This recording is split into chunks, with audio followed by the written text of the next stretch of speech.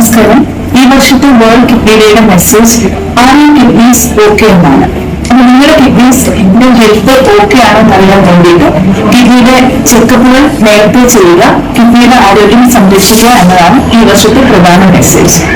അപ്പൊ നിങ്ങളൊരു കിഡ്നിയുടെ രോഗവുമായിട്ട് ഒരു ഡോക്ടറെ അടുത്ത് പോവുകയാണെങ്കിൽ ഡോക്ടർ നിങ്ങളുടെ ചികിത്സ തീരുമാനിക്കുന്നത് കിഡ്നിയുടെ സ്റ്റേജ് അനുസരിച്ചാണ്.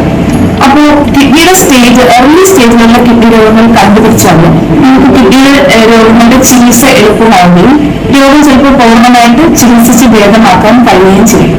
അപ്പോൾ ഈ ഏർലി സ്റ്റേജിൽ കിഡ്നി രോഗം കണ്ടുപിടിക്കാനായിട്ട് ചിലപ്പോൾ നമുക്ക് കിഡ്നി രോഗ ലക്ഷണങ്ങൾ ഉണ്ടായിക്കൊള്ളണമെന്നില്ല.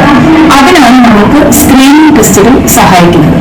അപ്പോൾ സ്ക്രീനിങ് ടെസ്റ്റുകൾ നേരത്തെ ചെയ്തു നോക്കി രോഗലക്ഷണങ്ങൾ വരുന്നതിന് മുമ്പ് തന്നെ കിഡ്നി രോഗത്തിന്റെ ചികിത്സ തുടങ്ങുകയാണെങ്കിൽ കിഡ്നി രോഗങ്ങളെ ചികിത്സിച്ച് മാറ്റാനുള്ള സാധ്യത വളരെ കൂടുതലാണ്.